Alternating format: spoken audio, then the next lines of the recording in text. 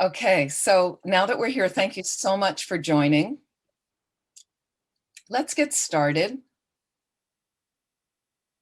And let's start once again, a little bit of that exercise from I had mentioned about earlier this morning for some of you. Let's just also do it now in case we forgot.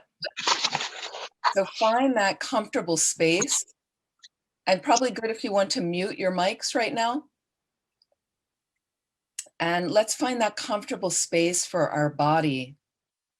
So again, if you're in a chair, have your feet straight down, flat on the floor. You can also put a cushion under your feet if that's a little bit more comfortable. Or any cross-legged posture that you're in if you're seated on a cushion. And check that your spine is as extended as possible, as if the back is straight.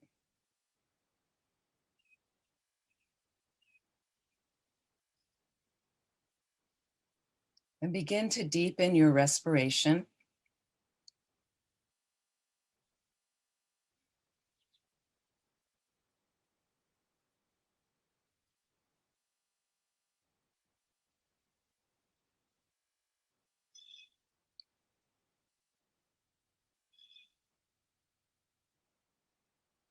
And feel that grounding of your feet with the earth, the support from Mother Earth.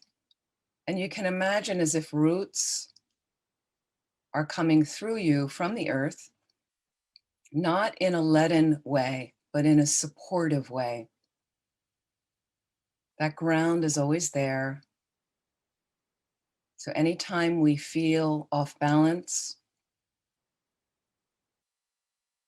the more we do meditate and remember this, we can feel the ground there. We can feel the groundedness supporting us to bring balance and perspective into your mind.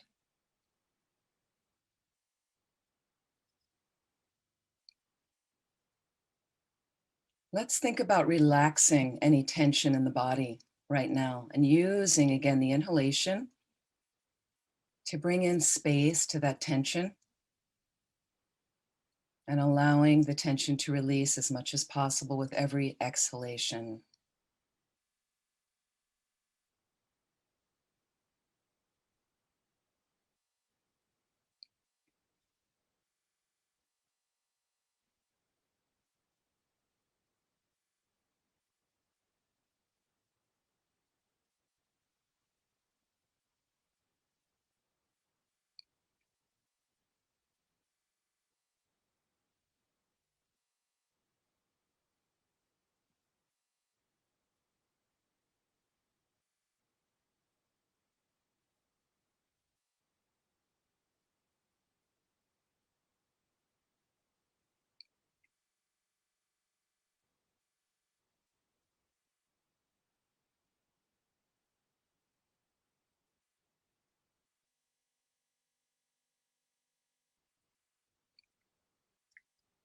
And from here, let's think about our motivation right now. You may have set a motivation earlier today. Wonderful. We can always reestablish that motivation at any time of the day. And especially if you find yourself constricted and out of balance, upset, fearful, angry, through repeated meditation and setting a motivation, we learn that in those times of distress, delusion arises, it becomes a trigger to remind you, what was my motivation this morning? To recenter yourself. As much as you can to build a practice that reminds you about that as much as you can. So in the Mahayana tradition, we're very focused, again, on benefiting all living beings, helping beings as much as we can. And as a Buddha, you do it perfectly, unlimitedly. So if that interests you, feel free to include that in your motivation, and just thinking that through the exploration of death and rebirth, can I motivate more practice, more authentic practice in my life right now, from this moment forward, so that I can reach that fully awakened place. But the real purpose is so then I can benefit all living beings perfectly. Just take a moment, set your motivation.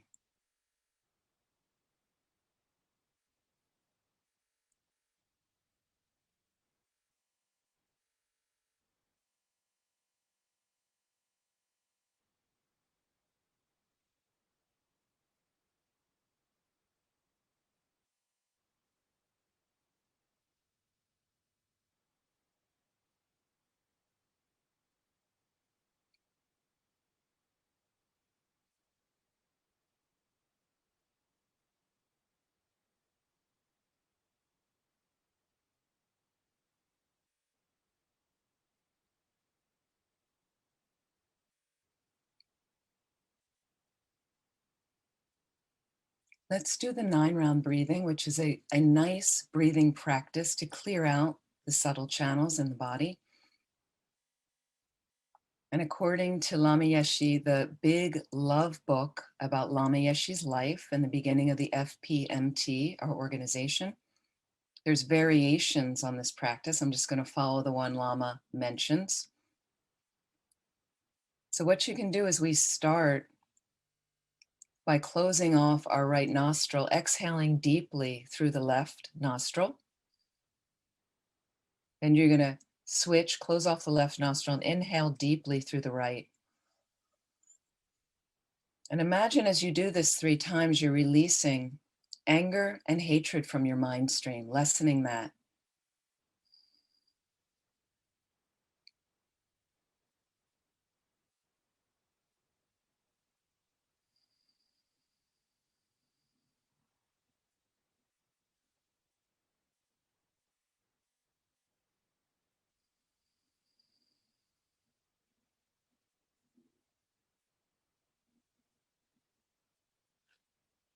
Then we're going to reverse. We're going to close off the left nostril, exhale deeply through the right. Switch nostrils, closing off the right, inhaling deeply through the left nostril. And as you do this 3 times, imagine lessening attachment and desire in your mind stream.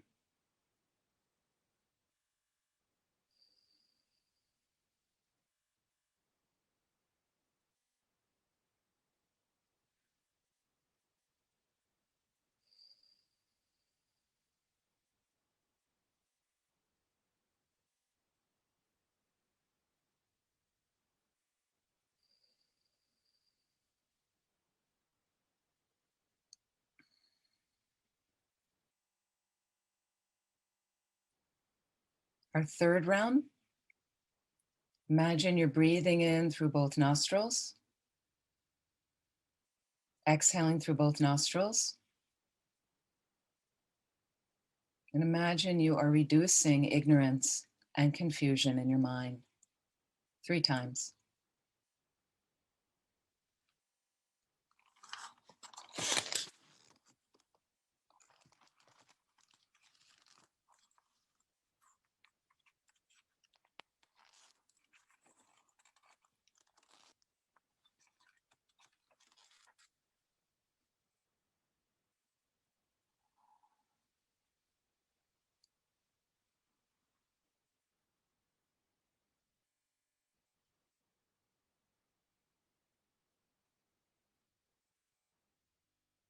And just reflecting for a moment,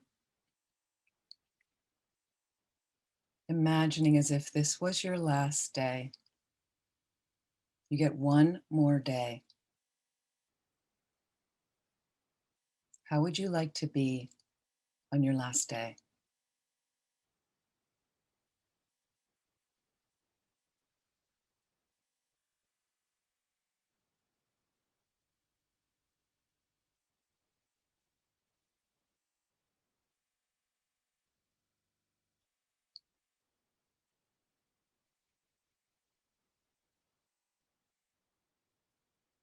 Imagine yourself manifesting that.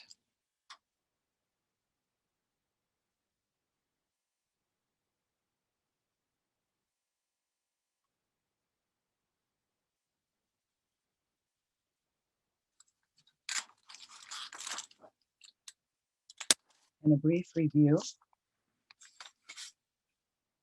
from yesterday.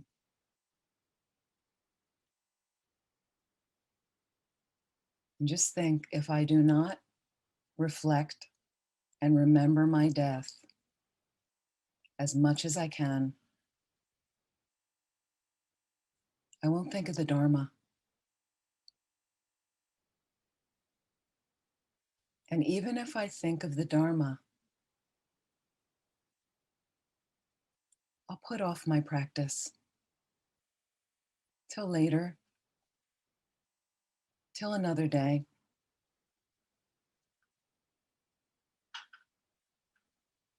Even if I practice,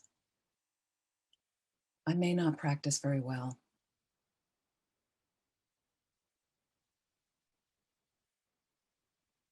And I may lose my determination, because it is hard to practice Dharma. It does take some effort, and I might just kind of give it up, not really spend time working on meditation or studying or anything like that if I don't remember death as much as possible.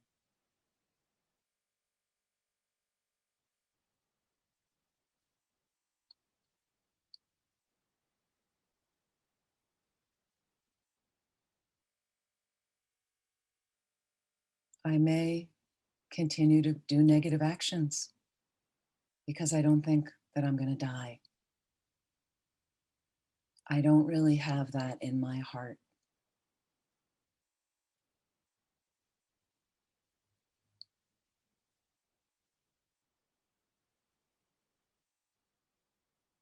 And reflect for a moment. If you were to die today, would you have any regrets?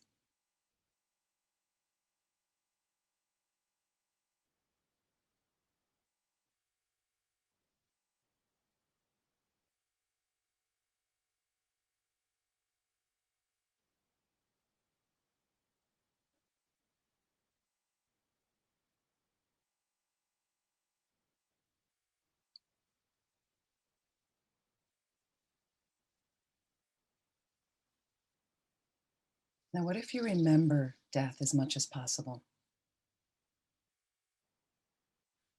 Think about it invigorating your practice, getting you on the cushion,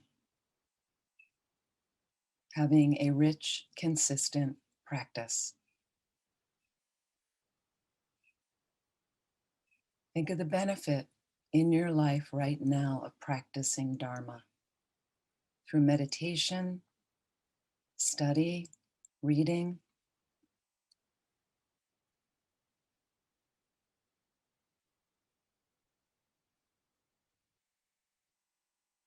Think of how it can benefit you at the end of your life. What else will be there for you?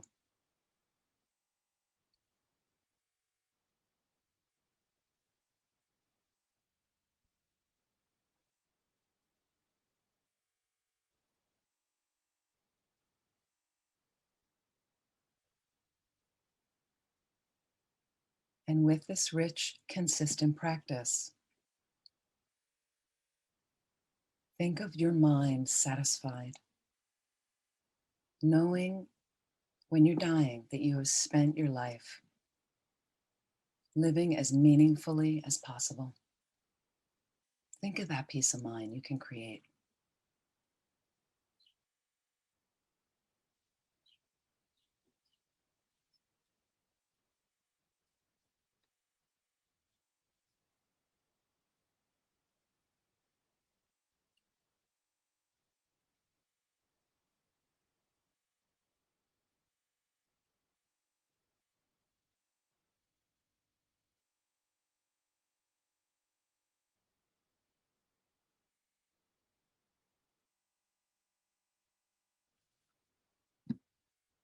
So, can you make a dedication right here in your heart? The things I've been putting off with my Dharma practice, I'm going to get to them now. I'm going to start and make a change. deepen what I'm already doing, or getting something started that I've been meaning to.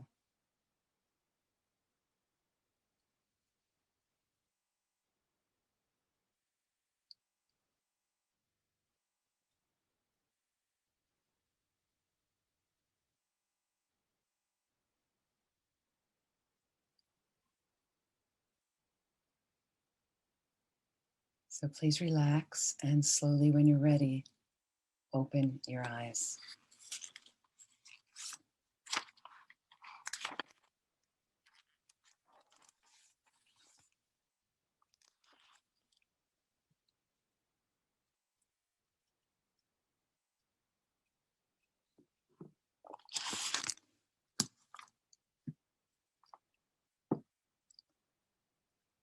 Eight worldly dharmas. If you remember from yesterday, which is the worst? And again, if we've already been through this in a class with me, please don't say. It's for the newer people. Which one? Yes, Steve. I would say pleasure and pain. That seems to drive everything. Okay. Good answer. I mean, we often, like when we're in a lot of pain, it's really intense. And we love pleasure, don't we? We're always striving for it. We're always striving for it. Yep. And think about if you are in a lot of pain, and I do know some people in chronic pain, and we're wanting the pleasure, is that something that keeps you up at night, though, would you say? Now, sometimes it can, the pain, but I'm talking about your internal mind mechanism, and not just an external, my body's in pain. But let's think about that. And what else? And thank you, Steve. It's a great response. What else do you think? Anybody else? What else did you reflect on? And what do you think about Steve's response? Any comments? Yeah, I have to agree with Steve, because Okay. the three other groupings, they either create good feeling or a bad feeling. They either think pain or pleasure. So it's all about pain and pleasure. I do notice, depending on what's going on, some of the other three can spike up and then come down, because you get a hold of them, you relax, you calm yourself in some fashion. You get so tired because you are asleep late at night that you eventually fall asleep. Mm-hmm. And it's a calming effect. But I have to really agree with him. They all really do. That's the root, the pleasure pain, because it's emotional pain, it's intellectual pain, it's fear is pain. Fear of losing everything you've got because you've got no money now. Fear of people dying, fear of this, fear. I mean, it's all pain or pleasure. And it's hard to turn off the pleasure part, because you like the pleasure and you want to run with that one. That's right. So you have to remind yourself. Now, and also, let me just go back to the more literal Tibetan. 1 second. Okay.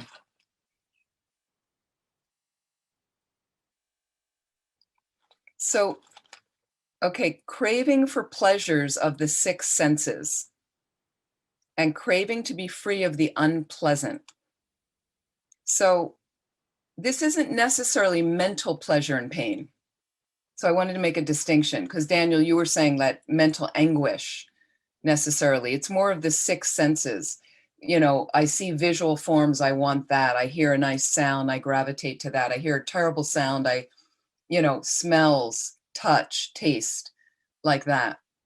So, and then there is kind of the sixth sense of the mental thing. So there is some of that anguish and things like that. So that, yeah, I guess you can include that as well. So I just wanted to look a little bit more distinctly at the literal Tibetan. Okay, so we've got pain and pleasure seems to be running the pack. Mary Jo, what's your thought? Oh, yes, I was agreeing with that. And also I'm sort of wondering to put comfort in with pleasure. Do you think because certainly I gravitate toward comfort. And so I'm wondering, do you think that comfort is a part of the pleasure basket? Sure, I would say definitely comfort's part of pleasure. Yeah, absolutely. Right. I would say gain loss to me feels like the most sort of umbrella that I'm definitely a pleasure junkie. So it's not exactly pleasure or pain, it's pleasure or not enough pleasure. And seeking praise, losing praise, things like that. I have this app that's just bananas that tracks stocks, and it will be red or green based on whether or not it's going up or down. And I can't access any of it for 15 years from now, but I'll look at it and make myself nuts because it's going up and down over something that I have, like getting, not getting. So that's the sort of universal attachment line for me. Okay, so the gain and loss that some people really get whacked by that, you got this, you didn't get it, okay. Nobody's hit it yet. Nobody's on it yet. And again, this is according to Geshe Sopa, who was one of Lama Zopa Rinpoche's gurus, one of my gurus, who was a professor at University of Wisconsin for 40 years in Madison. And this was one day we had a teaching with him along, and this is what he said was the worst one. So basically it's having a bad reputation. And if you check, they're all really rough, the 8 worldly dharmas. You can see once you start looking at them, you go, wow, it's everything I do all day long. I want a cup of coffee. It's as simple as that. I want a cup of coffee. Now that's mundane, and it's really not a big deal, and it's okay to have a cup of coffee. I'm not saying there's anything wrong with it, but it's what happens when your cup of coffee gets interrupted. And I'm serious. I mean, I know people that based on a medical procedure, they couldn't have the cup of coffee in the morning. I've talked to people, and we're working on some Dharma project, and they're across the country, and we're in the middle of this talk, and they're really grumpy. And all of a sudden I'm like, they're a close friend. I'm like, well, are you okay? What's going on? I didn't have my coffee this morning. See, there's subtle things like that we don't notice. So you see how the 8 worldly dharmas, it's, so what if you have your cup of coffee, you don't have your cup of coffee? It's all good. The mind's still balanced and spacious with a motivation to want to benefit all living beings, to cherish others more than yourself. That's when you're on the bodhisattva path. That's when you're an aspiring bodhisattva. That's what we want to strive for.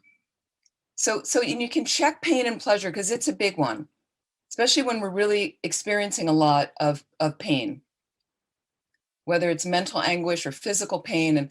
But when somebody says something about you, whether it's true or not, and your mind starts checking and you see them speak to someone else and you think they're talking about you again with that thing, accusing you, whether you did it or not, right? But please check your mind when you go home. There are a few people I know that blow it off and don't care. But most people I know care what people think about them. When you get older, it's less so. But that's the thing, in the middle of the night, you wake up and you go, I can't believe they're doing this. They're questioning my integrity. They think that I mismanaged the finances. They thought that I did the wrong report. They're questioning whether I was involved in the such and such, that was I there at that meeting and had it's amazing how it seeps in. Please check your mind, but that's what Geshe Sopa said. Of those 8 worldly dharmas, that's the one that really manipulates you the most. I have a question. Yes, please.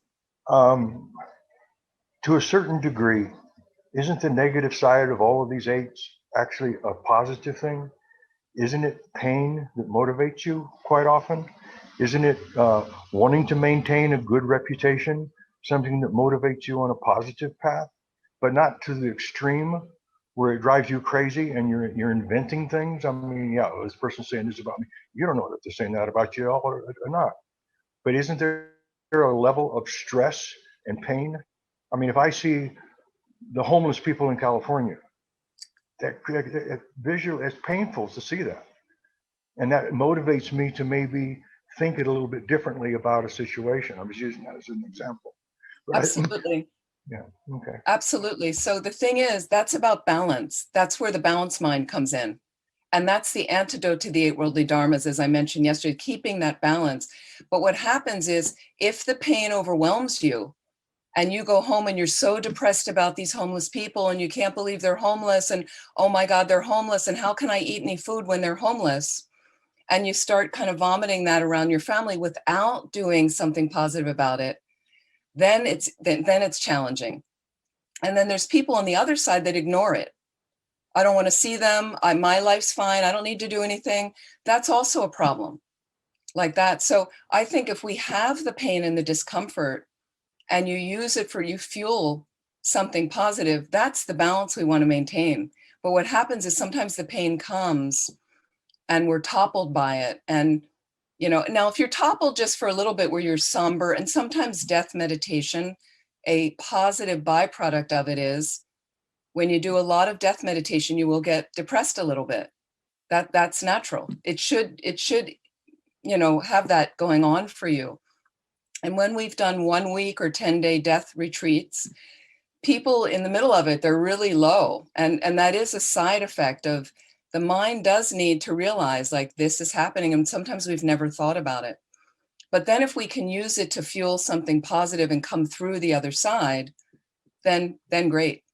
But if you stay kind of on one extreme, that's not really helpful. And that's where a lot of us are living, in the extremes. Does that make sense? Yeah, so that's a good point, Daniel. Yeah, absolutely. So just keep thinking about those. Patty. Hi, good morning. And first of all, thank you, Venerable Amy. Thank you, Heather and Norbert Ling, for this retreat. It's fantastic. I'm just a little bit confused. So bad reputation, would that fall under the fame and dishonor? Yes. Okay, so that would fall under the fame and dishonor, and that would be also related to pride? Sure. Okay. It certainly. Now, what happens is you praise and blame. And fame and dishonor is a deeper experience of that. Praise and blame, somebody says something nice about you. And did you ever notice somebody compliments you? And sometimes we get really fluttery around it. Now, it's wonderful to be complimented, especially if it's sincere. And so it's one thing for somebody to say nice shoes and you go, thank you. Okay. You're not in an egomaniacal sense. I have such great shoes. Did everyone see my shoes? Has everyone seen my hair? You commented on my hair or my eyes or what? But it's one thing to just acknowledge, to say, thank you. That's all. I have healthy self-esteem, so thank you. I acknowledge that, but that's kind of it, And I have one friend that counters it if she starts to get into the ego much of somebody complimenting her, and she'll add the word, maybe. Okay. But I just acknowledge in a balanced way, like, thank you so much, and then, so again, if somebody's saying something, this teaching or this class, oh, I just loved it. It was wonderful. Thank you so much. I'm really happy if it's useful, right? But then I'm kind of on to the next thing. I want to help people. Okay, so what's the next way I can help? Like, I don't want to have it interfere with that. And then somebody says, and this is one, I used to have a friend that always, do you ever have people when they see you, you're meeting for lunch or whenever you get together, and every time they see you, they'll say, oh, you look tired. And you're not tired. But that's just what they project on you. And then when they say it, you're kind of like, I don't know, I wasn't tired when actually I was really fine and bright, but now that you say that, and then you're meeting for lunch and you go in the bathroom of the restaurant and you look in the mirror and you're like, is this tired? This is what tired looks like. And then you're off into that. So we that's praise and blame. We get, or somebody, even with blame, a lighter scale, somebody says, did you take my such and such? It was here. And how come, but the fame and dishonor is stronger than that.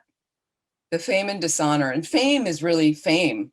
You're really they say it was the greatest program. It was the greatest death retreat I ever attended in my life. It changed my life. And then here I am for the next month, like, I'm great because I led the best, it just goes so far into the ego. And the negative stuff is the worst. The negative stuff's the worst. Somebody, you've all been there where somebody accuses you of something. Maybe you did it, maybe you didn't do it. When you didn't do it, notice what happens. Oh my goodness. So it's a deeper level of that with fame and dishonor, but that's where the bad reputation rests in, having would be the dishonor. What happens is, you ever notice it mirrors around you? If you see people around you, then they're all thinking that too. And they might not have even been involved, but everything you look around and they all know that this happened. It's really a deep one.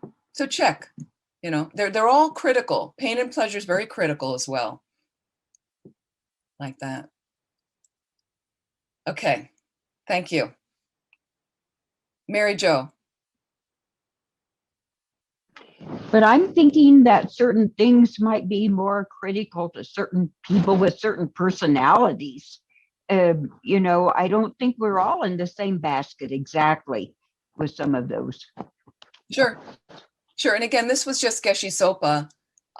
This was one of the things he mentioned. And when I really checked since then, many years later, and I noticed that dishonor was really heavy.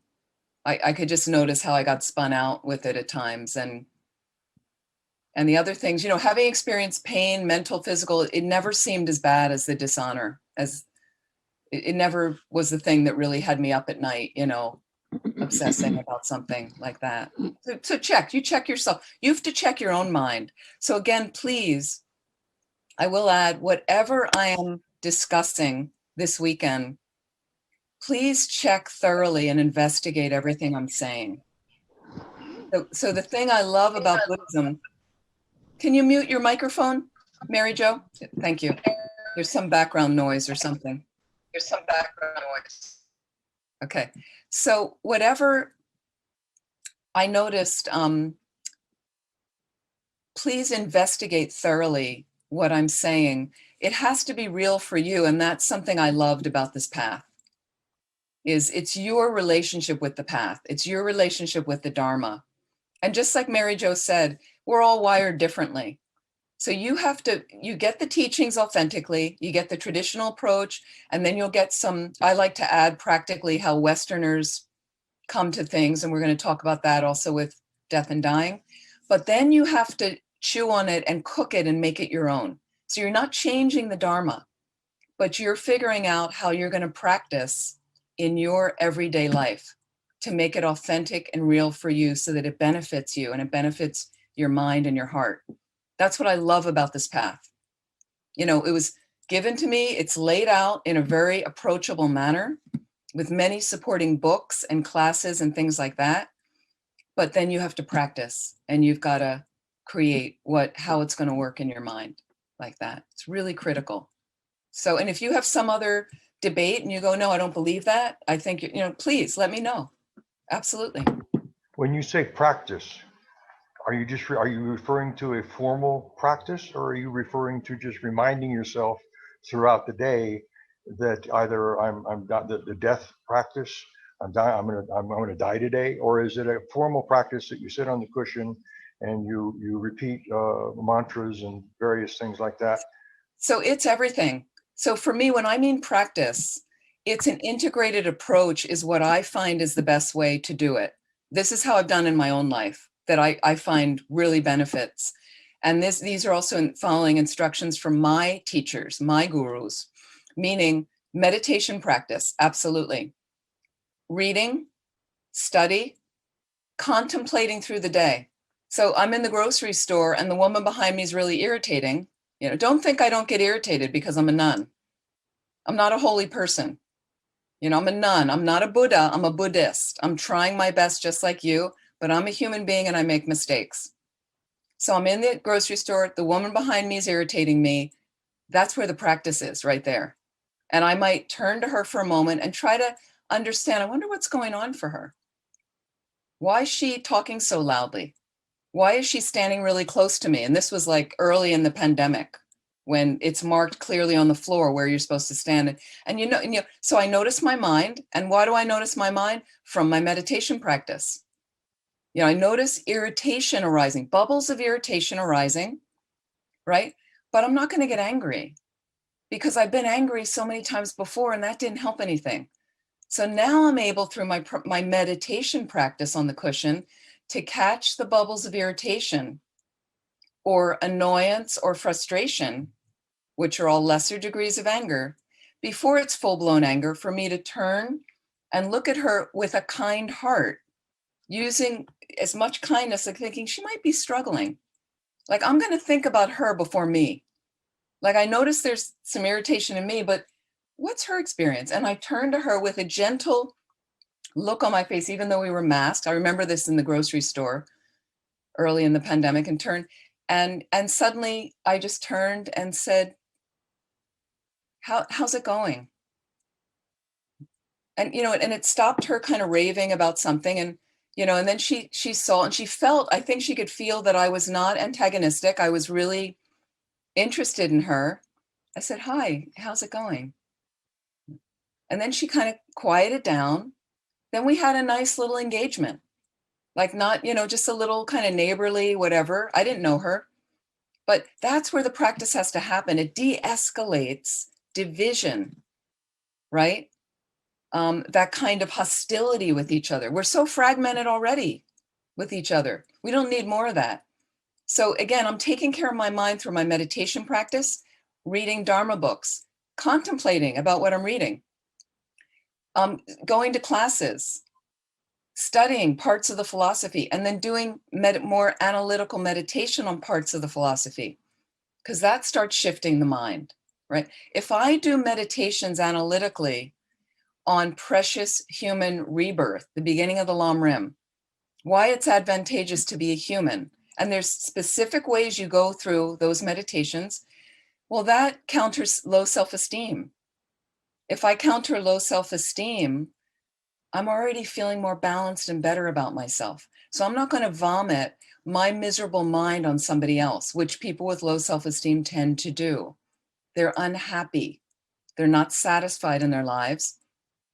And then they want to bring other people down, or they act out in certain ways or fold in on themselves, which also not helpful, like that. So if I then meditate on precious human rebirth again and again and again, formally study the teachings on it, here I am in a more balanced way, careful when I go out there, more generous and compassionate with people.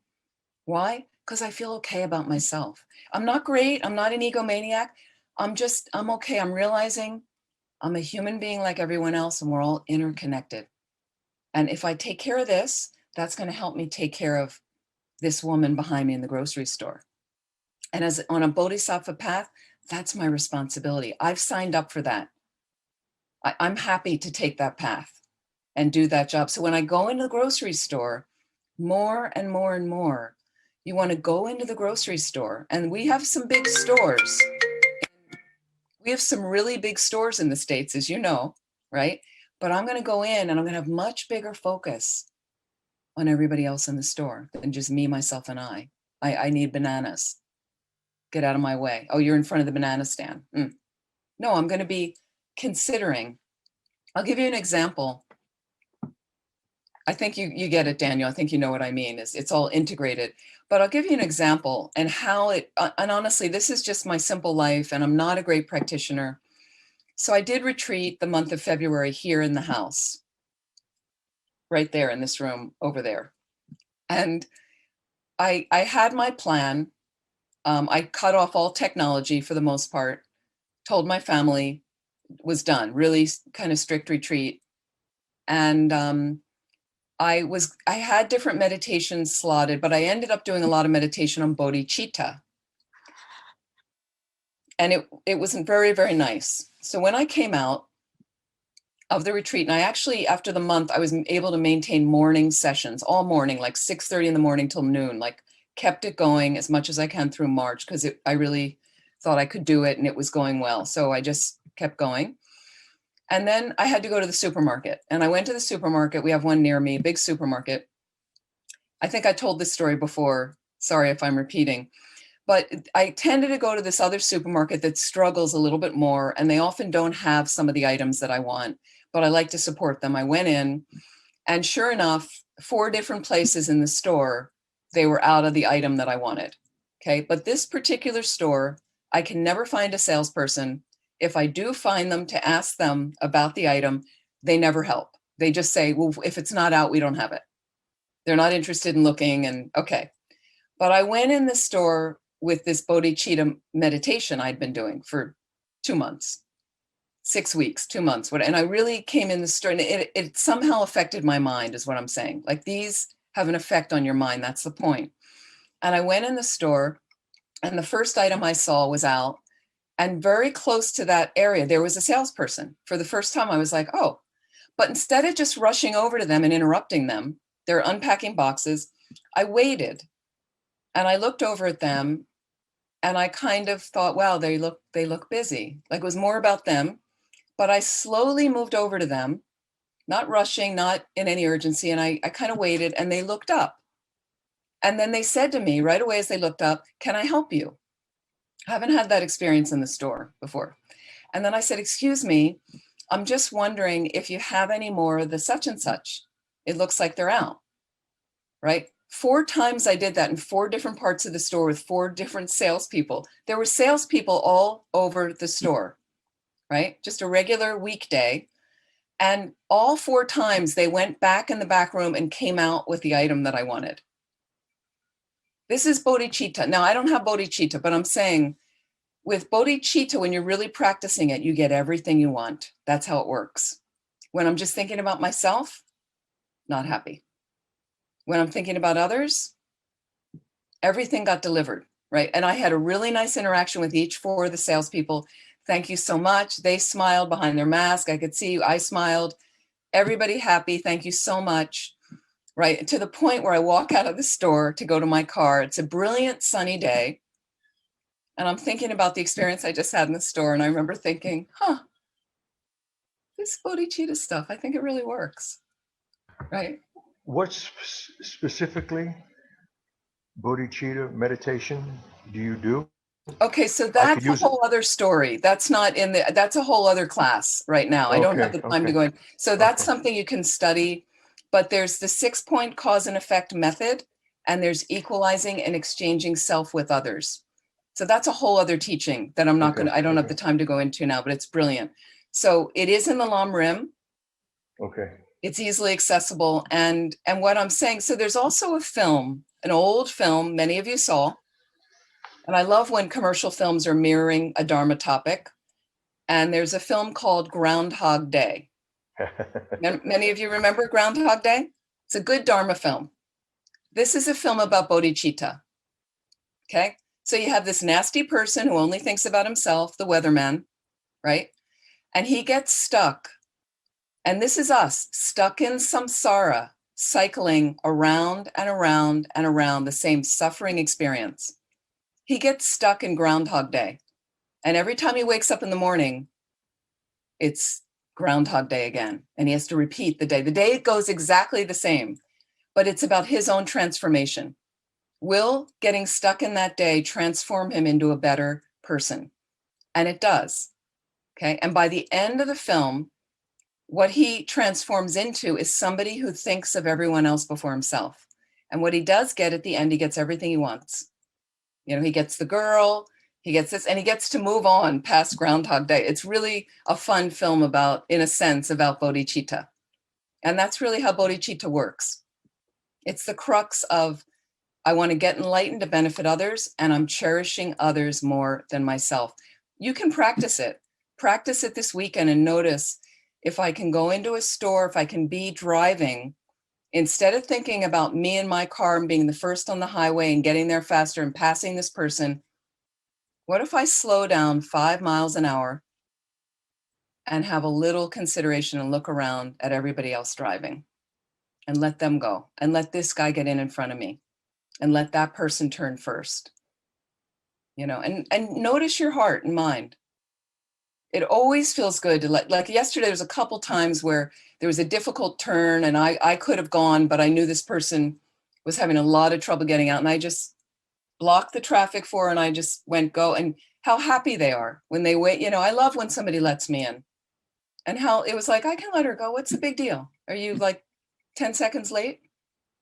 10 seconds later? So this is bodhicitta. This is the heart of bodhicitta. This is the crux of the Mahayana Tibetan Buddhist path, is that. Okay, we're going to go on to, oh, sorry, Barbara, one more question, and then we're going to go on to the next topic, please. Okay, the question that I have Daniel, is, so let me go back. So Daniel, do you understand the integration? That's how I like to practice. It's all integrated.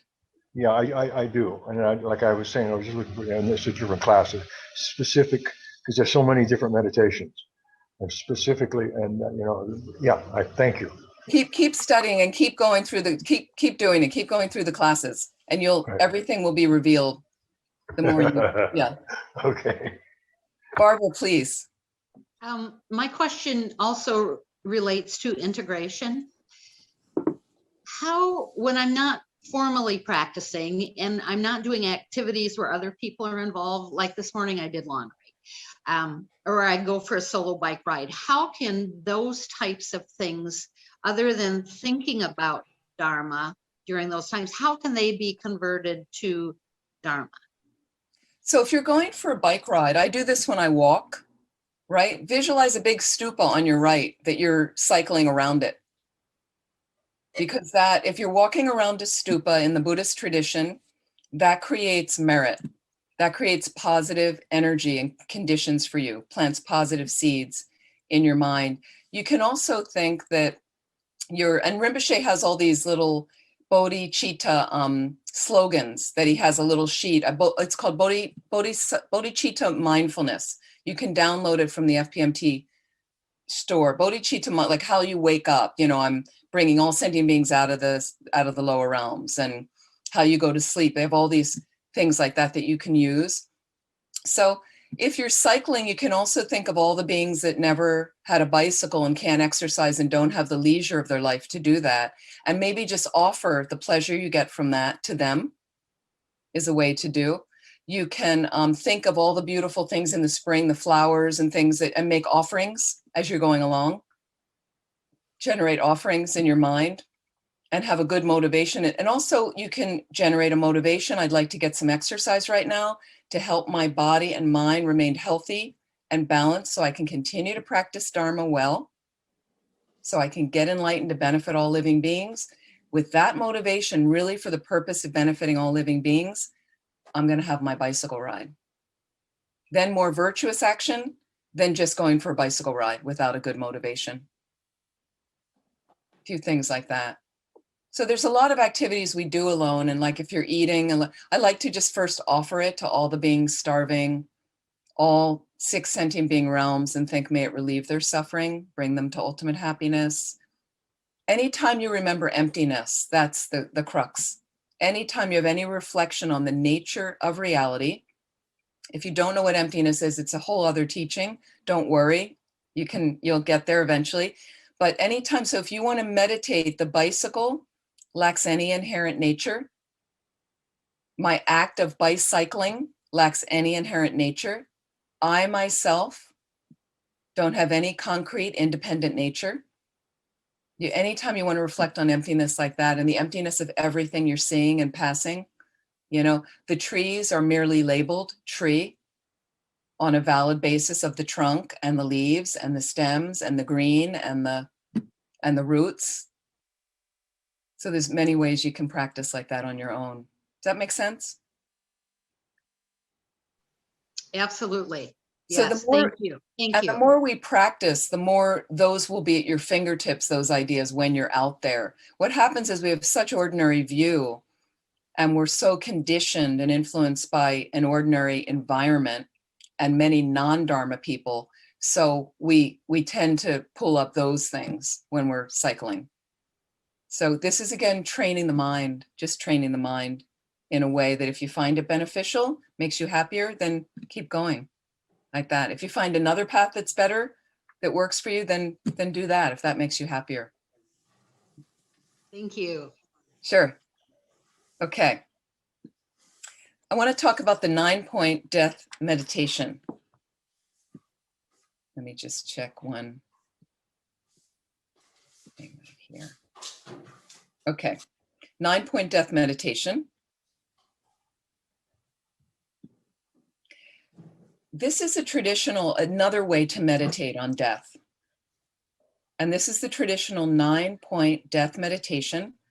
So there are 3 main headings called the 3 roots. Under each root or heading are 3 reasons or reasonings that will convince you of that root. And then they lead to 3 resolutions that inspire your Dharma practice. Some of you have already thought about these things. Some of you maybe not. So let's look at the 9-point death meditation. The first root, the main 3 headings, the 3 roots are death is certain. That's number 1. Number 2, the time of death is uncertain. And number 3, the only thing that benefits you at the death time is your Dharma or spiritual practice. Again, number 1, death is certain. Number 2, the time of death is uncertain. And number 3, the only thing that benefits you at the death time is your Dharma or spiritual practice. Let's explore death is certain, the first root. 3 reasonings under this root. Number 1 is there's no power in the universe that will stop death from coming to you. So in a sense, everybody dies, okay? Now this is something I'm sure you've thought about. This is not anything new to you. Everybody dies. Intellectually, I have a feeling just looking at the ages of people here, you get that. You know that. It's hard to get that when you're 20 years old. I don't find a lot of 20-year-olds that are really thinking about death much, and it makes sense. But once we get a bit older, it's there, and we've lost people, and we've been caretaking people. Okay, so everybody dies. And what you tend to meditate on in this point, and we're going to do some meditations on these points, is you can think about for me, the greatest thinkers in the world. Somebody like Einstein, who might have been able to figure out a way out of death with his genius, Stephen Hawking, somebody like that. The most brilliant beings on the planet died, did not sort it. Okay, we've got people that walked on the moon and died. That, you know, they could do that, but they couldn't find out a way out of death. There's the richest people on the planet, right? Jeff Bezos he's not going to be able to buy his way out of death. You know, Steve Jobs couldn't. Like that. Many other rich people who died weren't able to bribe their way out of it. Okay? And then you've got powerful people on the planet who can start nuclear war on the planet.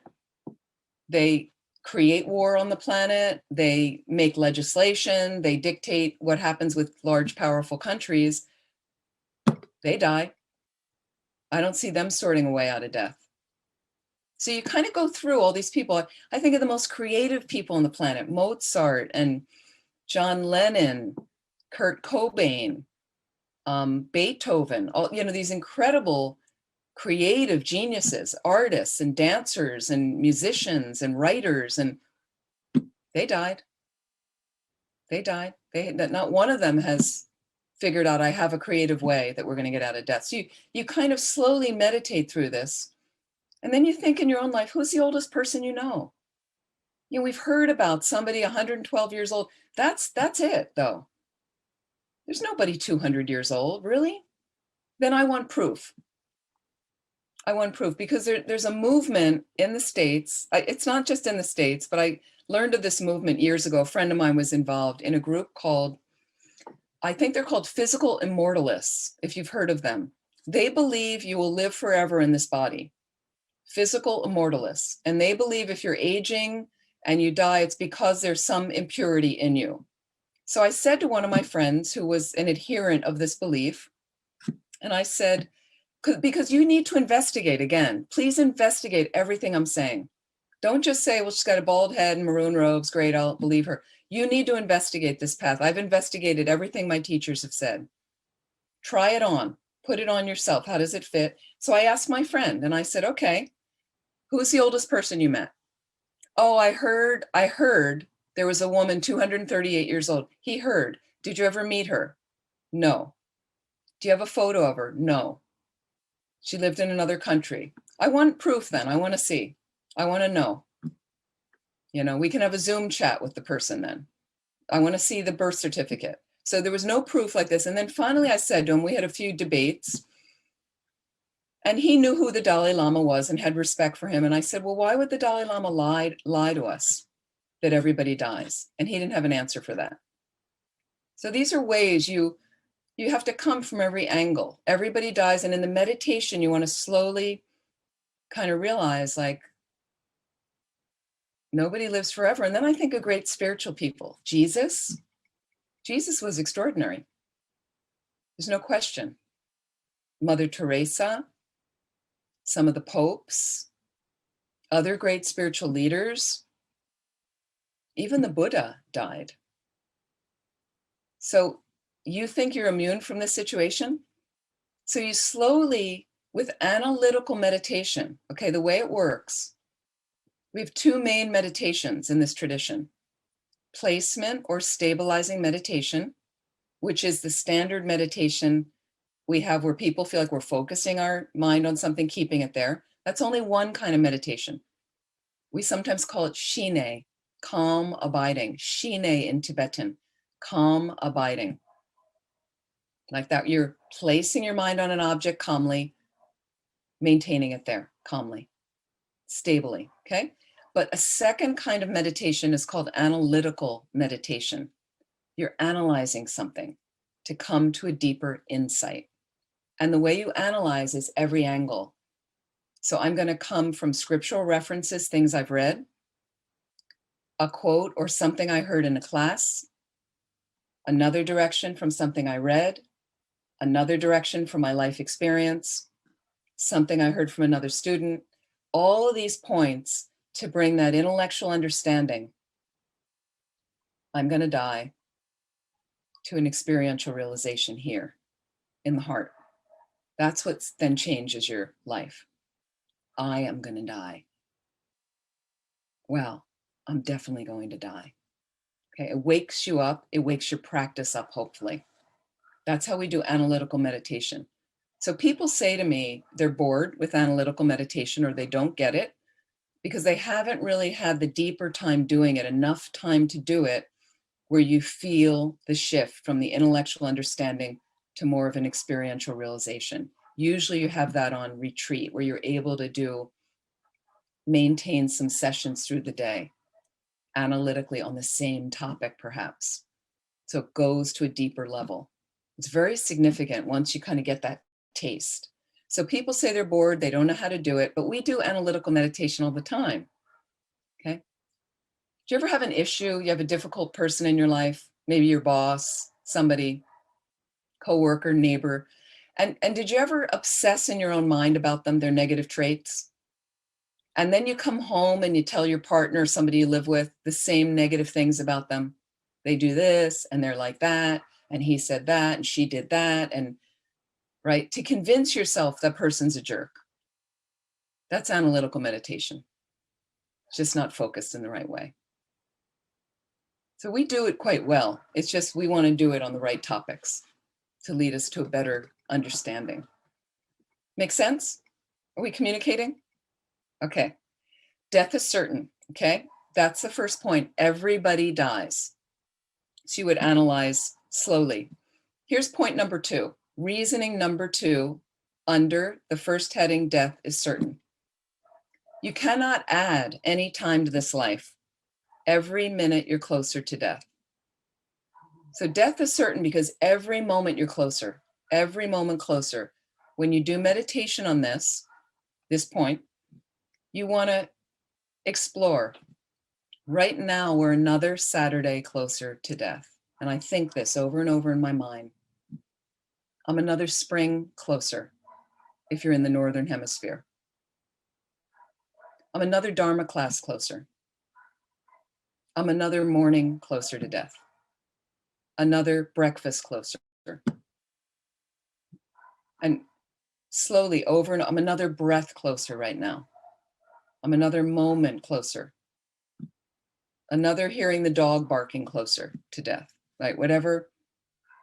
And you can slowly do this through the day. It's very powerful. You're going to the bathroom. Let's say later, we'll take a break at 11 o'clock your time, if you're in, no, at noon your time. And we'll take a break, a couple hours break, and let's say you go to the bathroom. So you're walking to the bathroom. I'm going to ask you to do this. I'm another step closer. I'm another step closer. I'm another step closer to death. I'm another step closer to death. I'm another. Then you get a cup of tea or a glass of water. I'm another sip closer to death. I'm another cup of tea closer to death. I'm another snack closer to death. Another lunch closer. You want to just keep that heightened so you can do it in everyday life, but we can also do it more formally on the cushion, where you're really thinking of each aspect of your life. And it's as if you got dropped out of an airplane without a parachute. Life is the falling. At the bottom is definitely death. We're going to hit the ground. There's no avoiding that. We will hit the ground. This life will be over. This body will be over. Right? And I'm falling every moment closer, closer, closer, closer to death. Okay, that's point number 2. Point number 3, while I'm still alive, the time I actually formally practice Dharma is very limited. So very little time to actually practice Dharma. They say if you have a 75-year lifespan, the amount you actually formally practice is about 5 years. So think of the small imprints it leaves in your mind in relation to all the other stuff that you're doing. So very little time we really make to practice Dharma. And you can just evaluate how much time you spend sleeping. That's about 1/3 of your life. You've got eating, buying and preparing food, cleaning up food, buying clothes, getting dressed, washing yourself, getting educated, working. All that other time spent socializing, having relationships. Very little time that we actually spend practicing Dharma like that. So these 3 points, these 3 reasonings, everybody dies, every moment we're closer to death, and while we're alive, there's very little time to practice Dharma, leads us to a resolution for this root, death is certain, leads us to a resolution. I need to practice. I need to practice. Knowing that I will die, I resolve to practice.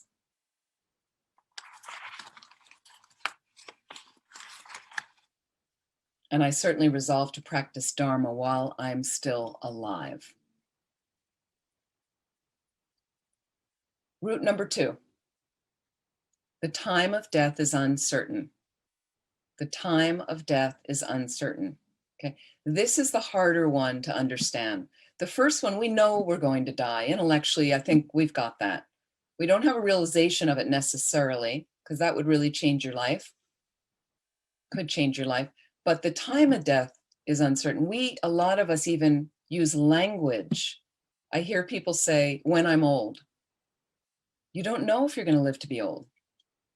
So I learned to change that up for me, because I used to say that years ago. And now I'll say, well, if I live to be old, then maybe I'll do that. Maybe I'll live there. Okay. So that's something you can check and train your mind, is if I live to be old, because we don't know. So this has 3 reasonings under it as well. The first one is, in this particular world system, we have an unfixed lifespan. An unfixed lifespan. And you know, because you've heard of people dying at all different ages. Buddhism has a cosmology where there's certain other world systems. One of them, you get 1,000 years. You know it when you're born, 1,000 years exactly, and then you die. That's not planet Earth. People die at all ages. So you can, in the meditation, when you do meditation, you can take one point at a time, if you like, 10 or 20 minutes on each point, if you can, slowly, over a few days, if you like. And you can just think of, reflect on all the ages different people are that you've known when they died. The people that you know. Nobody's usually the same age, right? My friend's grandmother who just died was 94. My father died almost a couple years ago at the age of 92, right? I just read, unfortunately, in the news and saw in the news that some of the Palestinian children were killed in Gaza. Children, young, died, right? Some people don't even make it out of the womb. They die before they're born, like that. Teenagers die. People in their 20s die. We all know people that have died at all different ages. So you slowly reflect on that. I have really no idea. How is it that I think I'm going to get another year? How is it that I think I'll make it to 80? You have no idea. Anything's possible, like that. And age is no guarantee. Health is no guarantee. Healthy people sometimes die before a sick one dies. I've seen that in families. Old Uncle Charlie, and you think that any day he's going, and then his granddaughter dies. It happens all the time. Right? And then we have future plans. Don't we make future plans? The holiday, we plan the holiday. We book the beach house. We're moving here. I'm going to, later when I get that job, then I'm going to buy the car. You make all these plans. Have you planned for your death? You ready for that? Because that's the one thing you can count on. You don't know about the other things.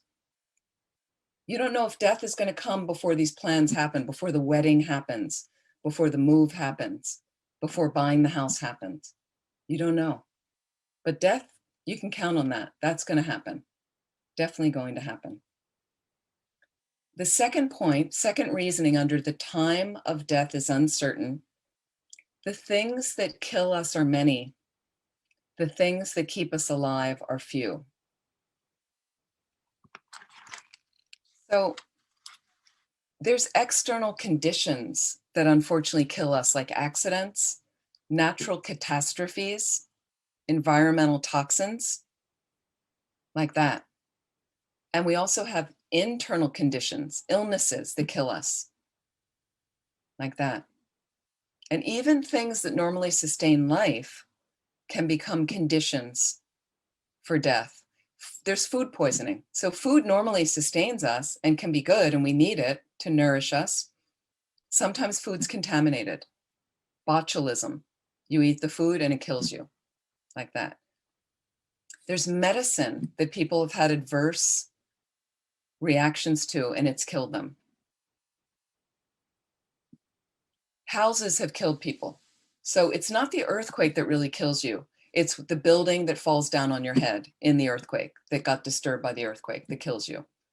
So sometimes a house that we feel is our shelter can become, and maybe it's a fire hazard and you end up dying from smoke inhalation in a fire because you couldn't get out of the house, like that. You have some people I know that have bars on the house to protect them. They have bars on the front door that need a key to unlock it, and they get stuck in the house when there's a fire. Can't find the key, couldn't get out of the house. Like that, becomes a trap. Okay. So the third reasoning under this root is, in general, the body is extremely fragile and delicate. Think about your body, okay? So we've got huge trees that fall down, right? Planets get destroyed. There's shooting stars, that a whole world system gone, right? Mountains shift and change. There's landslides, the whole mountain comes down, things like that. So our body, of course, it can get destroyed easily and get illness, and it's so fragile. I mean, the reason we die in car accidents is the velocity of the car, the materials of the car are stronger than this. So we get injured, we get crushed, like that. And there's people that also go into the hospital for a minor procedure and get hospital pneumonia or get some kind of bacteria in the hospital and die, right? And it was just a minor medical procedure. They didn't have any serious cancer or anything, but they needed to have this done, and they die from some infection they get in the hospital because the body couldn't fight it off. Many times that's happened. So we have these three reasonings. The lifespan is unfixed on planet Earth. Many things can kill us more than keep us alive, and the body's very delicate. They lead us to a resolution under this heading that the time of death is uncertain. And slowly from these meditations, I generate a resolution in my mind, knowing I can die at any time. I must stop sacrificing my life to the 8 worldly concerns and immediately practice Dharma right now.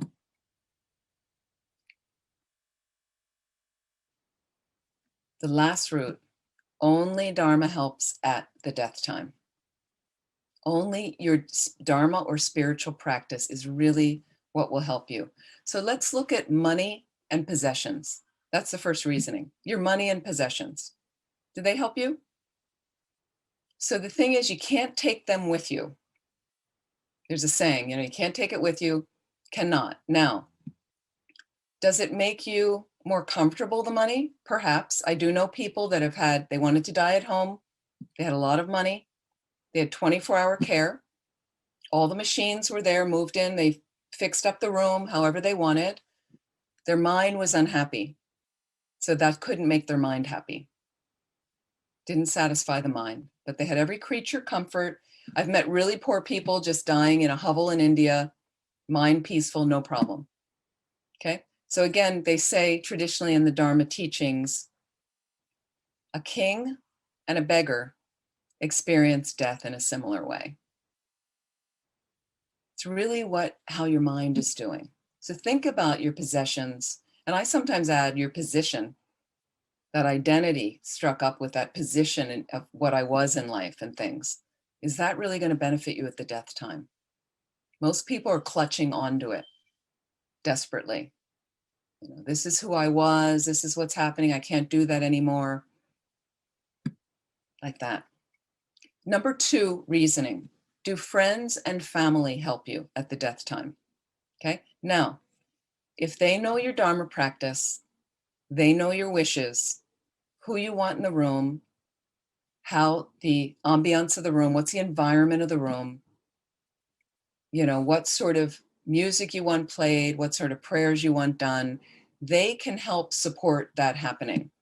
And we've done a lot of prayer vigils around people's bed when they're dying and after they've died, sometimes with specific instructions from Lama Zopa Rinpoche for some friends of mine. That can be helpful. But often what does happen is you've got a relative crying over you. You may have somebody begging you not to leave, not to die because they need you. They don't know what they're going to do without you. These are some realities I've been in with families when I'm there. I'm like a last rites person. Sometimes they bring me in. I've learned what to do. I have a death kit that I travel with all the time, just in case. So I'm well-versed in the prayers. I've been trained to know, and it's good because it empowers you. People are dying all the time. And often people, when I come to a center, they'll say, oh, this woman, and they didn't know who to call. Can you help? And I don't need to know the people. But this way you can each learn what to do, and you go there, and I just first check in a room separate from the dying person. I meet with the family briefly, and just the way a priest or a rabbi or an imam would do, to ask what the family would like, to get a sense of the person, what was their practice, and sometimes the family, I was in Florida years ago, the family was Catholic. The mother was Buddhist, dying, 3 grown daughters.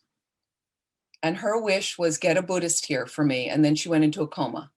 So they contact the center. I went there. I met with the daughters, lovely people. And I don't push anything on them. I'm like, you can have the 10-minute version of a practice. If they don't feel comfortable, I can do something in 10 minutes.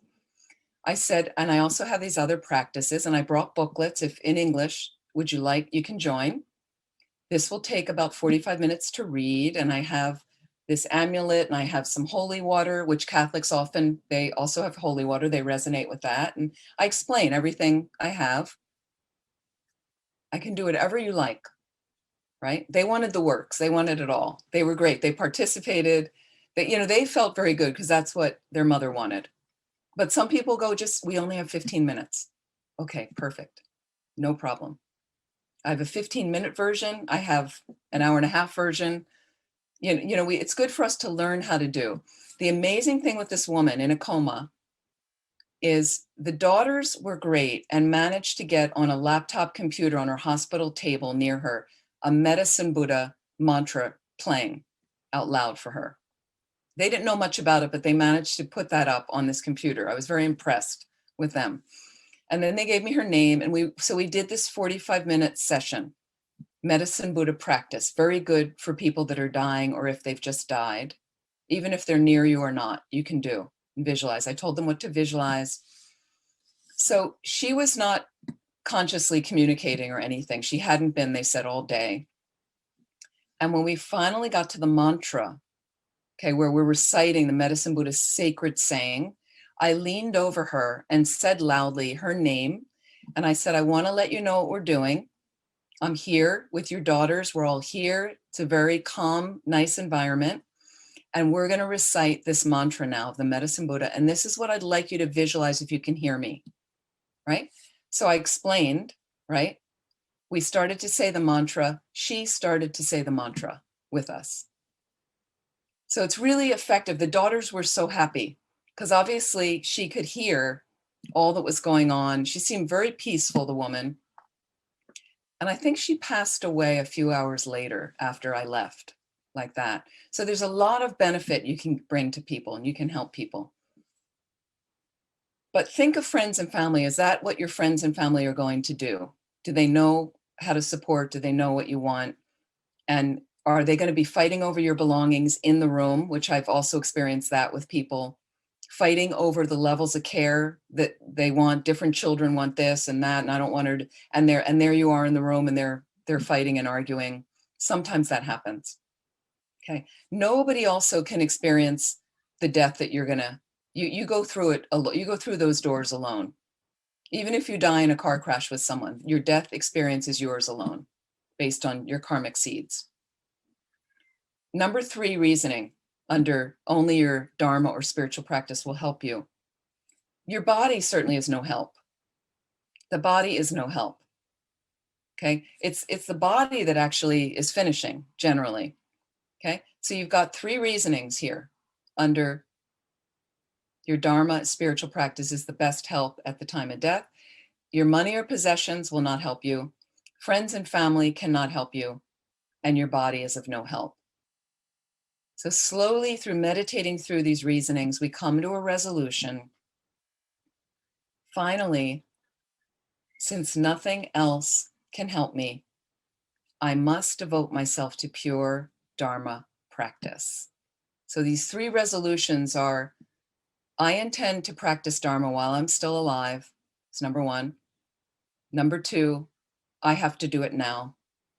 Number 3, I have to do it well, because that's what's going to benefit you at the death time. 9-point death meditation. Any questions on that?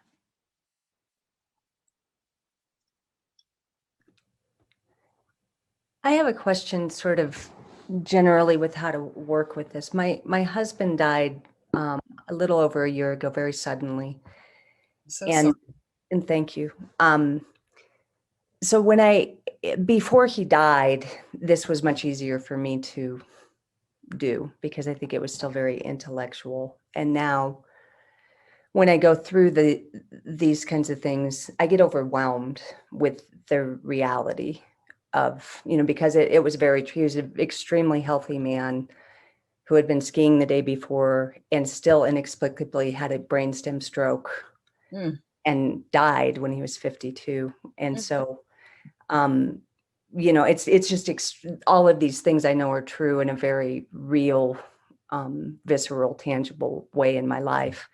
So I get overwhelmed with it. And so I don't know how to work with it. See, I can even find myself getting emotional now. Sure. that how do I do that in a way that touches it, but is still productive? I don't know if that makes sense as a question. Sure. I mean, the other thing you have to realize is you're still in the grieving process. And I am going to talk about grief tomorrow. The grieving process is a minimum 2-year cycle, generally, and we need to go through it. It's a healthy cycle to go through. It's not a happy cycle, but it's very important in traversing through the death of a loved one, especially, and especially a sudden death, a premature death. Then the grief cycle can be longer. So again, there's no rush for it, and there's no set time, and we don't want to rush somebody and be kind of like, oh, well, you should be over that now, you know. But the thing is, it's important to also know that the grieving ends so that you're not dominated. And some people over-identify where they've lost a child, which I think is the worst grief of all. They've lost a child and they never let go of it. They never finish the grieving. So they're always identified with that I lost my child. I lost my child. I lost my child. And they never kind of get past that. You're always different after any loss. You'll always be different. But there's ways you can certainly give back and help and stuff. So I think allow yourself the space and time. And it may not be the most important thing for you to meditate on death and dying right now, you know, because you've just had it really smashed in your face. So you're getting a big dose of it. And then later, when you can, using that experience to realize we have no idea when we're going to die. So can it a little bit help you appreciate the succulents of life when it's good again? It's going to take some time for you to feel the succulents with a sudden death. My sister lost her husband suddenly years ago, and there's cycles of that. There's cycles of, and some of my friends that lost their husbands prematurely, and I know that some of them said, this sounds like a long time, but at the 5-year anniversary, they suddenly realized they walked into a new room that had some grace. You know, they got a little space. That seems like a long time, but it's really not. But you will have some good days before then. But also allow yourself the emotion, and when you just break down and you can't believe this happened to you. And that's a very normal part of grief. Some people also, the other thing I was going to say about grief is grief counseling can be helpful. And it's a special type of counseling. It's not just seeing a normal therapist, it's seeing a grief counselor where they're better skilled in grief issues. And I found that really helpful for people that lose a child or lose somebody prematurely, a life partner like that. So it's, and those strokes, it's so challenging that, because I do know people that also survived a brainstem stroke and didn't survive in any particularly good way, if you know what I mean. And they lingered for like a year or two. So I'm not saying, you know, I'm happy he passed, but in some ways it may have been some positive karma that just let him complete that cycle. Because those couple of years people lingered, it's not any way you want to linger like that. I mean, unless you can, has anybody read the book? Is it called The Diving Bell and the Butterfly? You familiar with this book? It's a book by a man who, I forget his name. He was a very big deal in like a French fashion magazine publishing. He was it in France. You can imagine the pressure, whatever. And he had a brain stem stroke, a big one. And he survived for about 2 years. And he wrote that book from having what they call locked-in syndrome. Locked-in syndrome is you've suffered maybe a major neurological trauma. All he could do was blink one eye for 2 years. His mind was functioning. He was aware, had no way of communicating, but somehow managed to let them know he could communicate through blinking one eye. And he wrote the book through blinking one eye. So the whole story is about that. And it's fascinating. And he did die about 2 years later. And it's very interesting too. I should put it on my list. I don't know if it's on my list of the, it should be on the list of the, it's very interesting. So again, very tragic situation, Heather. I don't mean to minimize or say, but give yourself the space and time, and make sure that you also have, I'm sure you have hopefully proper support, emotional support for you from family and friends. Doing some kind things for yourself is very important. And making some positive dates with safe people that you feel very supported by. And do you have any kids? Yeah, I just a furry child named Ocho, just a little dog. A furry child, because Yeah, it's we good didn't. to just spend time with your furry child, but to, you know, making sure you have those components of comfort around you, people that make you feel good, people that understand and don't give you the pity eyes and make you feel like you should be over this. And, you know, you really want people that get it and are just going to let you be who you are in the grief. And they're not afraid of your tears, and they're not afraid of your rage and your coulda, shoulda, wouldas and all of that. And there's some online support groups. I know my sister joined an online support group after her husband's suicide. And she found that helpful because she didn't want to really engage in person with people. She's not that kind of person. And she found that helpful. And then what's interesting is some years later, as a member of that group, the support group, when you're a few years beyond, she could then support people newly coming into the group who were absolutely fractured. Yeah. So I there's had, different ways we traverse through that. Yeah. well, that's all extremely helpful. And the other component to it is Chad and I were separated, but still very partnered, very integrated, loved each other very much, just trying to work through some things. And so I had to go to Aspen, and I had to take him off of life support. I had to make that decision. And it happened the day that we went into lockdown here in Colorado with COVID. Had it happened a day later, we wouldn't have even been able to go in and say goodbye. But you know, I was trying to do medicine Buddha mantras. I was crying too hard. And I had to make the decision because we could only have one person there. And while I'm sure I would have been more peaceful and better, I can't think of a better word, I wanted his mom to be able to be with him. And, you know, so I kind of wrestle with whether, God, I'm so surprised I'm crying. I'm not. It's okay. You know, I wrestle with I did the best that I could, but I mean, you absolutely did the best you could at the time because it's traumatic. And in trauma, we're not thinking clearly. And whatever presence you bring to that space is the best that you could at that time. And, you know, whatever karma also his mother has and he had, and you basically were going to rise to the occasion and try to, the fact that you thought of her, you know, it's like sometimes you would just ignore, and I'm the ex-wife and I'm the wife and I'm going to sort it. And that's what you do, is you do the best you can. And we're human, so we make mistakes all the time.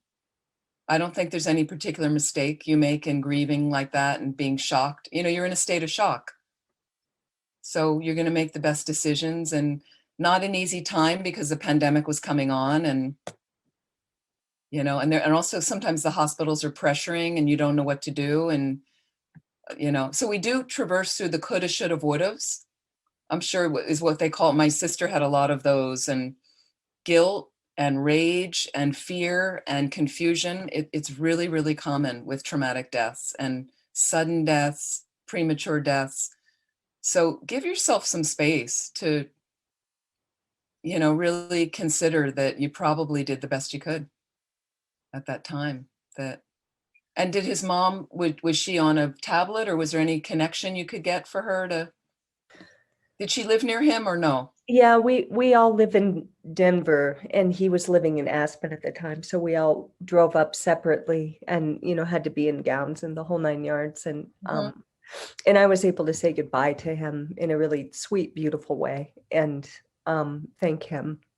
And like I said, I tried to do medicine Buddha, but you could only have one person in the room with him. And so So somebody needed to be in the room, and I know she was not calm, and nor would I expect her to be calm, but I know that I just felt like he should be with her. If he could only be with one person, it should be his mom. Mhm. And so that's, but I mean, I think that's what he But it would've- should have been her, but you were in the room instead? No, I stepped out of the room and she went in and she was with him. Oh, They well, so died. that's very, Yeah. that's Yeah. wonderful. Yeah. That's wonderful to let her have that space, but you had a good goodbye with him. I mean, it's actually kind of the best of both, it sounds like. Well, that's a nice way to think of it. Yeah, I mean, it sounds like the best right. of both, that you both were there during this critical time for him, and he probably was aware of that, and maybe he wasn't aware in any event, but you were both, I think it sounds like the best of both, that what you did. Yeah. Yeah. They said that he was 100% gone, and that he might hold my hand if, but I shouldn't make anything of it. But he kept holding my hand. And so I choose to believe that he wasn't. Right. Yeah. It's hard with brainstem things. It's a very serious thing. And maybe also I like to think with premature deaths that we are so sad and so traumatized by it. It's so hard on our end being left, and yet we don't know what the person finished out, where maybe he got free and just needed 52 years in this particular situation and went off to something.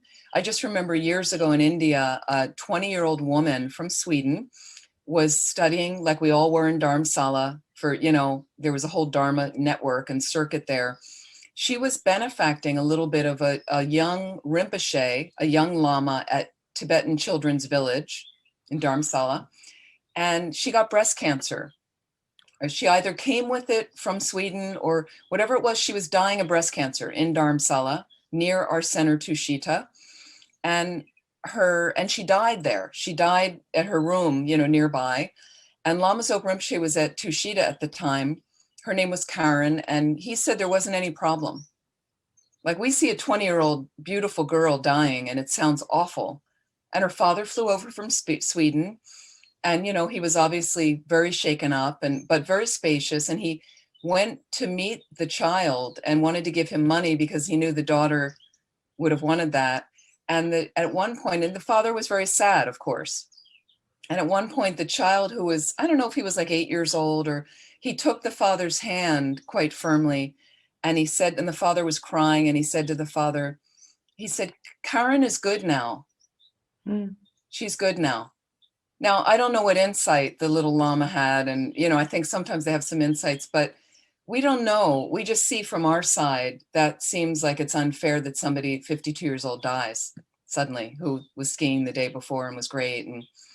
But we don't know what they're traversing through, and maybe they get done and they don't need to be on a planet with a struggling climate situation and war and poverty and a pandemic. And, I'm not saying, planet Earth isn't glorious as well, but who knows what better situation he might have landed in at this point.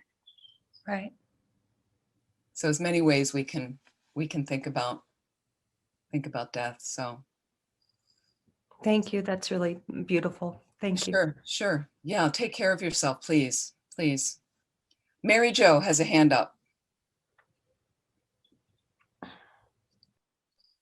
Yes, this is nothing like the complexity of the situation that we were just hearing, but I'm also thinking that, divorce for people, I guess a lot of people aren't even married these days, but I think the ceasing of a relationship such as a divorce is also seems to have a lot of those stages that are kind of death-like associated with them, and it doesn't have the finality that that a death of a person carries with it, but also that's problematic sometimes.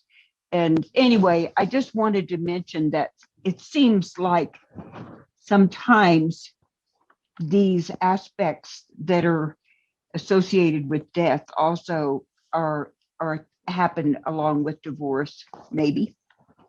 Yes, I mean, the end of a relationship is also a loss. There's no question. We have many losses.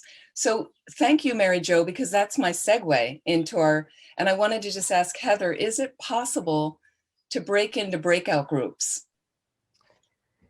And I'm sorry I didn't prepare this in advance, but I know there might be a way. Let me just check if I can do it. There is certainly a way to do it. Yeah, here, let's see. It says Let me see if breakout I group. can find it as well. I always forget how to, It looks like I can do that. okay. This will be an There's- experiment though. Okay, So we'll experiment because I do have a question. I wanted you to work in breakout groups. We're going to take, I don't know, I was going to give like 7 minutes. 2 people in a group, there's 18 of us. So we break evenly into twos, if it's possible to do that. And again, if it doesn't work, it's okay. But what I'd like you to do before we go into breakout groups, okay, is what I'd like you to do is I'd like you to reflect on what death means to you, okay? What is left of others who have died that you've experienced? So can you share an experience with your partner of losing something, okay? It could be a material possession, a job, a home, a loved one, and how you responded to that. okay. So you got 3.5 minutes each person. So again, don't dominate, be conscious of the other person also. Practice active listening when they're talking. And let's see how we've experienced loss. Great. Okay, you. here we go.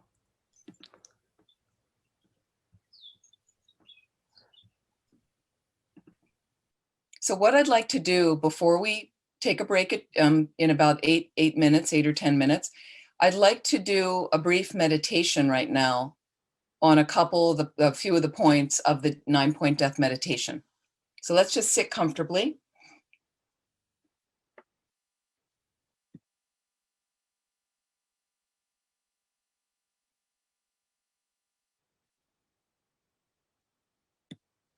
Can lightly close your eyes.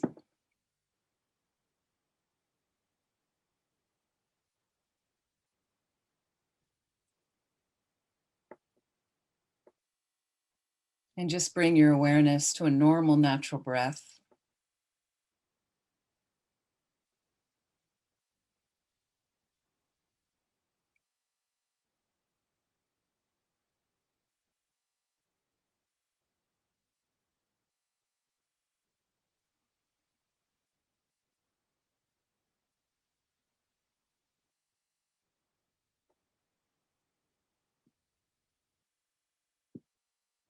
And let's reflect on the first root of the 9-point death meditation. Death is certain. It's the one thing you can count on in this life. And just think in the back of your mind, I am definitely going to die. I am definitely going to die. Because the first reasoning is everybody dies.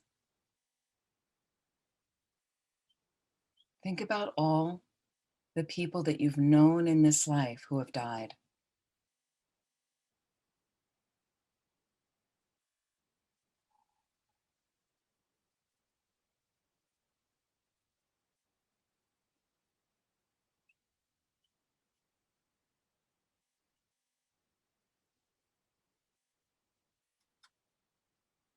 Is there anybody you know who won't die?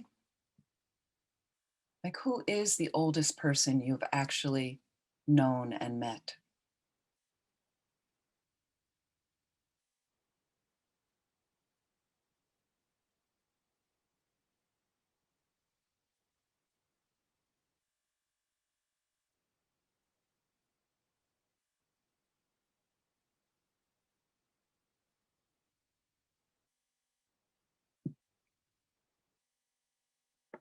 And what about all of these powerful people on the planet wealthy people on the planet, creative people on the planet, spiritual people on the planet who never figured out a way out of death. If they didn't figure it out and stop death from coming to them, how is it you think you're going to escape this situation?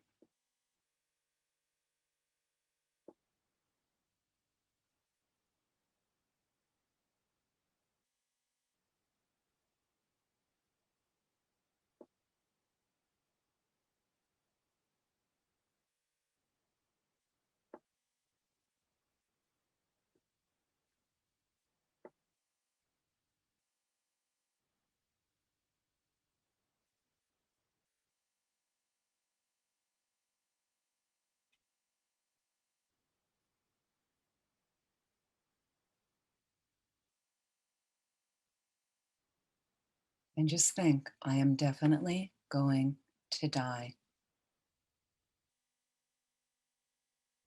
Every moment right now, I am closer to my death. Just feel it. I'm another inhalation,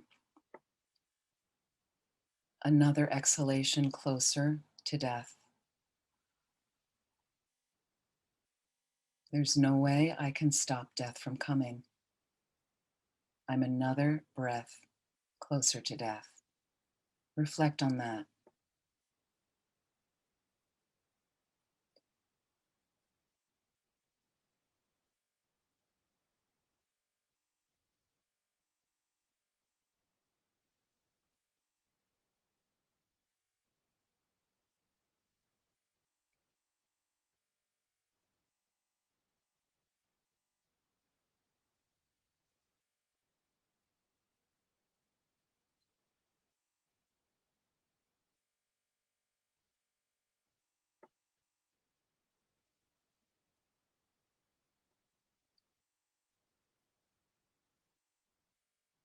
And how much time of your day are you spending practicing Dharma?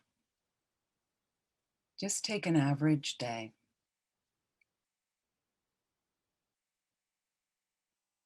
There's so little time we are really practicing Dharma, whether it's meditation, whether we're reading a Dharma book, studying in a class, reviewing our notes, taking an online exam. How much time?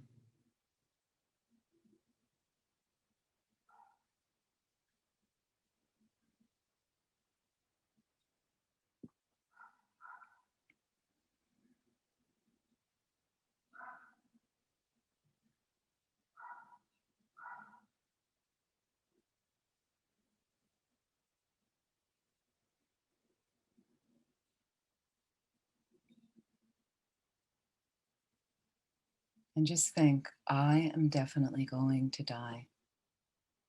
There's no power in the universe that will stop death from coming to me. I am definitely going to die.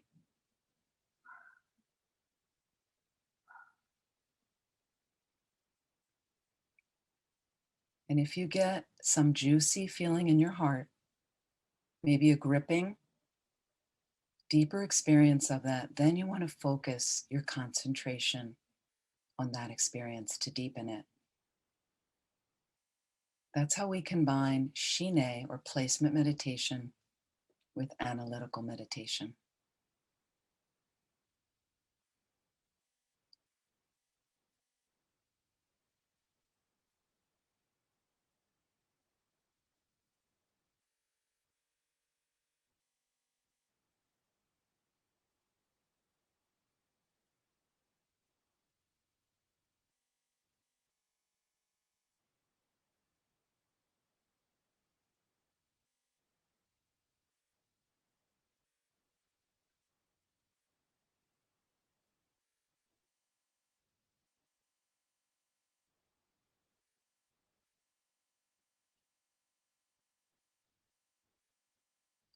So can you make a resolution here that because I'm going to die, I will use my life from now on in a meaningful way, directed at definitely doing some Dharma practice? Can you feel that commitment in your heart?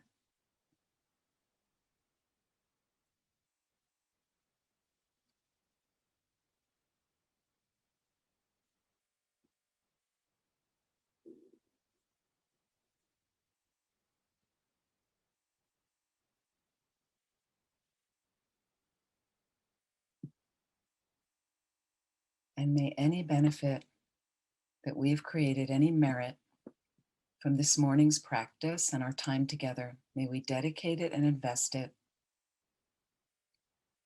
in our realizing that we are going to die, and it may be soon, so that we can really adjust some things in our life to have more time to practice Dharma as best as we can. That will help us reach enlightenment quickly so we can be of benefit to all living beings who really need our help.